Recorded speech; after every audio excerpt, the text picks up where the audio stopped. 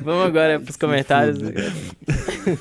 Deixa eu fazer meu comentário, que eu tava prometendo esse comentário desde ontem, que era do Alisson Matheus Souza, que ele pergunta o seguinte: poderia explicar uma coisa? Os fundos imobiliários são obrigados a pagar 95% do lucro no semestre, ou seja, o lucro caixa dele. Mas digamos que o gestor compra o imóvel se alavancando, ou seja, considerando ali a parte do capital de terceiro. O fundo é obrigado a pagar o valor que esse imóvel gera, mesmo sendo do fundo ainda que ele comprou com dinheiro de terceiro? Sim, ele tem que fazer essa distribuição, mesmo que ele comprou com capital de terceiro, porque isso é em lei também. E, então isso não tem como fugir muito disso. Só que isso aqui é a mágica mesmo de você se alavancar com capital de terceiro, porque mesmo que você utilize o dinheiro de um credor, ou seja, de uma pessoa que não faz parte ali da sua operação, mas está acreditando na sua operação, você ainda consegue rentabilizar essa parte do credor e também gerar lucro ali para os seus acionistas, né, para os seus cotistas, no caso aqui do fundo imobiliário. Então eu peguei aqui um exemplo bem prático mesmo.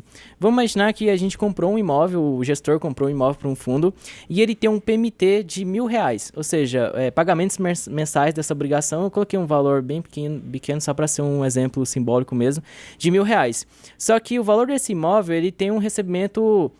O aluguel desse imóvel tem um recebimento de R$1.200 por mês. Ou seja, você pagou a amortização do seu credor, né? Porque é a sua obrigação de R$1.000, e conseguiu estar rentabilizando em 1.200. Ou seja, você teve um lucro ali de R$200. Então percebe que o gestor tende a fazer essa mesma exemplo prático aqui também na Bolsa de Valores, porque às vezes ele se capitaliza com um custo bem menor. Às vezes é um IPCA mais 5, mais 6.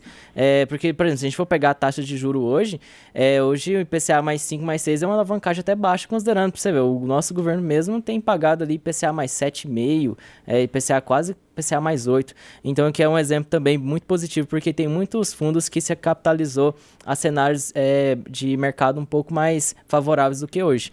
Então esse é só um exemplo mesmo que o fundo ele precisa distribuir os 95% e também precisa trazer essa rentabilidade, mesmo que o imóvel ainda não seja na sua totalidade do fundo, mas sim ele foi comprado por um capital de terceiro.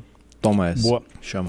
Eu trouxe o comentário do Breno Luiz Tavares 2453, que perguntou: bom dia, bom programa. Pergunta: a CEMIG será privatizada ou federalizada?